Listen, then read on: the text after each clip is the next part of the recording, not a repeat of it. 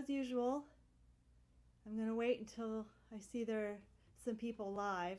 It's probably a little weird for those who watch things like this later on, but for the live experience, it's nice to know you have a few people there, a few eyeballs. Great. Hello, happy Tuesday. So today I want to share some little pieces that I find particularly delightful. I probably say that all the time, but it's true. So the first two I want to play are, they're called Etudes. And if you ever studied a musical instrument, you probably have, oh, hi, upstate New York. You probably have some real bad memories of Etudes, you know.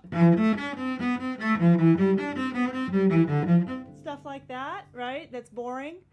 But of course you also, if you're piano music lover, you may know things like Liszt Etudes, which are astonishingly impressive shows of technique, but also musically very satisfying. So obviously the Etudes I'm going to play today fall into that category, although they're more about a musical idea than they are about a technique. So this wonderful Italian cellist and composer Amanti has written 20 of these, and they're jazz etudes. He's a jazz cellist, and he says that they're meant to help lead you, oh, hi, Florida. They're meant to help lead you into improvising yourself. Now, I am not Skip Von Kusky. He's an amazing improviser, and Gideon Freudman, right? You all know those people. I'm satisfied not being able to improvise. I'm going to be honest. I'm just satisfied with that. I'm a classical cellist. I have to read music and all blah, blah, blah. So, fine. If I have to, I can do a little improvising in certain controlled situations. But jazz improvising is a whole nother level. Wyoming. Oh, this is so cool. So, it's jazz improvising. That's a whole nother level. And I know what it takes, and I'm not ever going to do it. I just like these pieces. I think they have so much merit just as pieces all by themselves. So if you are a cellist and you're interested in learning jazz improvisation, you might check them out. Of course, there's a lot of really good stuff you could check out. Mike Block also has some really cool non-classical cello etudes and studies and a class. So there are all kinds of ways to learn to do it. But meanwhile, let's do two different ones. Well, I'll introduce the next one. So this first one is called Just Saying by Amanti.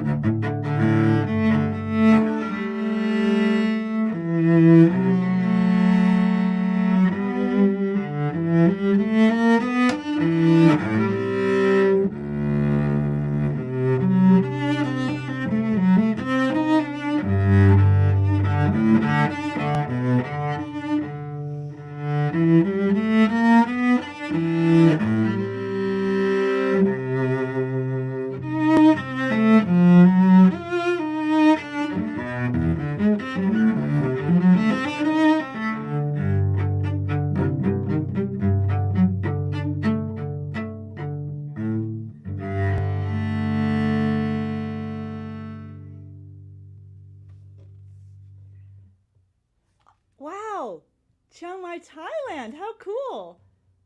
Welcome. Tucson, Wisconsin, Virginia. So much fun. So that was Just Saying from 20 Jazz Etudes by Lucio Amanti. So I'm going to play another one of those etudes called Borrow 9, which I think is a play on Take 10, which I think there's a cello project arrangement of that. So if it feels familiar to you cello project fans, that would be why. And if I'm saying that wrong, someone correct me, but I think that's what it is. It is totally cool. It's really fun. I have to make sure my pedal for turning my page is in just the right place, because this one goes by pretty fast. That's what I'm looking at.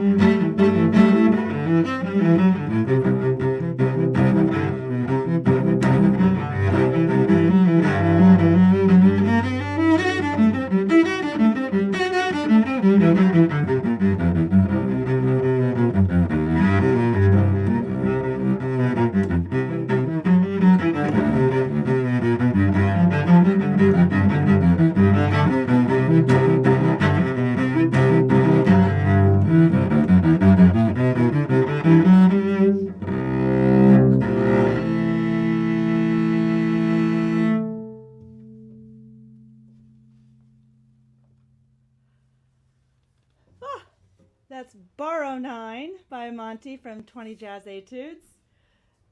Hi, Laura. Cool. I recognize your name. I'm going to take a deep breath. The next piece is a really different mood. It's called Crystal Tide Forever. I'm leaning forward so the mics pick up my voice. It's by Paul Brantley, who's a cellist, conductor, and composer. So all the pieces I played tonight are by cellists. Oh, yeah, Rondo a la Turk, Brubeck.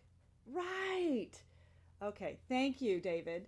Thank you, New Jersey, Cynthia. Portland, Ruth. So fun. Okay, so this one, it's a lot more serious mood, to say the least. This piece was written after the Lockerbie bombing. Remember, there was a Pan Am flight that was bombed by terrorists over Lockerbie, Scotland. And at the college where Paul Brantley was teaching at the time, there had been some friends of some of the students on the flight. So he wrote this piece just apparently very quickly, just out of inspiration for that memorial service. And for me, it's a beautiful example of something that you'll see what I mean about the music. Grief can bring us together,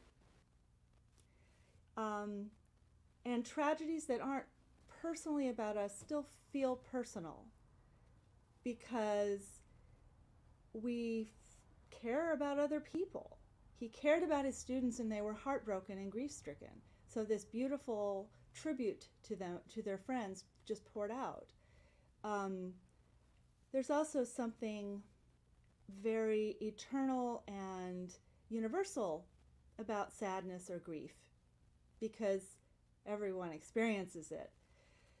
So I just think about this a lot these days, knowing that 260,000 Americans that we know of have died from COVID-19, and people all over the world, and all the people who have lost loved ones, and everything that we're all going through in this terrible year plus.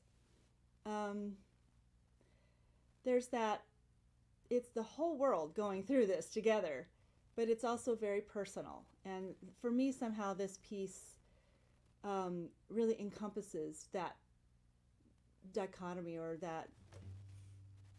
those two things that seem like they would be on a different scale, but music can bring them into the same moment.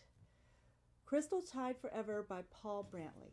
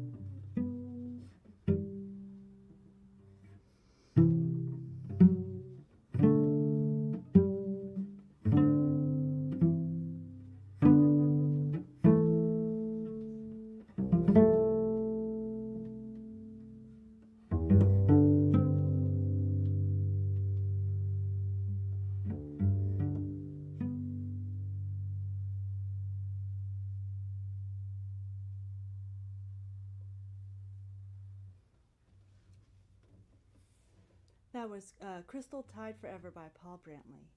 Thank you for joining me. Have a great week.